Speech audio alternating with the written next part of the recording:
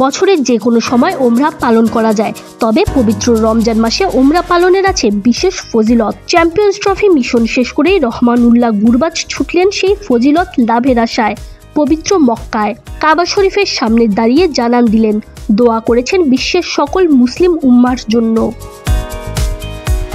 Champions ট্রফির সেমিফাইনালে উঠলে দলের সাথে এখন হয়তোবা দুবাই কিংবা পাকিস্তানে থাকতে পারতেন, তবে সমীকরণের মারপ্যাচে পড়ে চ্যাম্পিয়ন্স ট্রফির সেমিফাইনালে ওঠা হয়নি আফগানিস্তানের। তাই হাতে সময় এবং সুযোগ দুটাই ছিল রহমানুল্লাহ গুরবাজের, সে কারণেই পবিত্র ওমরা পালন করতে গেছেন। বুধবার নিজের অফিসিয়াল ফেসবুক পেজে পবিত্র কাবা শরীফের সামনে দাঁড়িয়ে দুটো ছবি পোস্ট করেছেন তিনি, সাথে ক্যাপশন জুড়ে লিখেছেন, আমি আনন্দিত যে আল্লাহ আমাকে পৃথিবীর সবচেয়ে সুন্দর এবং বরকতময় স্থানে যাওয়ার এবং পবিত্র ওমরা পালনের তৌফিক দান করেছেন। আল্লাহ আমাদের সহায় হোক এবং বিশ্বের সকল মুসলিমের সমস্যার সমাধান করুক। আফগানরা জাতি হিসেবে বরাবরই ধর্মভীরু। অনুশীলন কিংবা ম্যাচ চলাকালে সুযোগ পেলে মাঠেই নামাজ আদায় করতে দেখা যায় রশিদ নবীদের।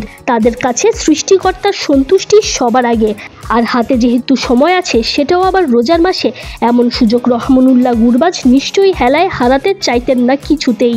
তাই পবিত্র ওমরা পালনে ছুটে গেছেন সৌদি আরবের মক্কা নগরীতে। এবারের চ্যাম্পিয়ন্স ট্রফিতে আফগানিস্তানের হয়ে একমাত্র সেঞ্চুরি হাঁকিয়েছিলেন তরুণ এই ওপেনার।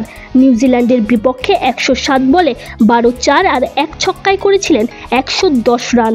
যদিও পরের 2 ম্যাচে সেভাবে জ্বলে উঠতে পারেননি, তবে আফগান এই ওপেনার যে ব্যাট হাতে বেশ কার্যকর তার প্রমাণ দিয়েই চলেছেন।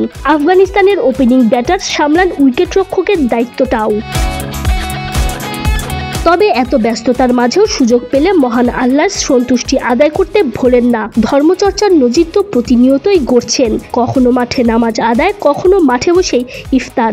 আফগান ক্রিকেটারদের ধর্মপ্রীতির নতুন এক নিদর্শন হয়েই রইল রহমানুল্লাহ গুরবাজের ওমরা পালন এবং বিশ্ব মুসলিম উম্মার জন্য মহান আল্লাহর দরবারে প্রার্থনা। তাজিম ঐশী, বিডি ক্রিক টাইম।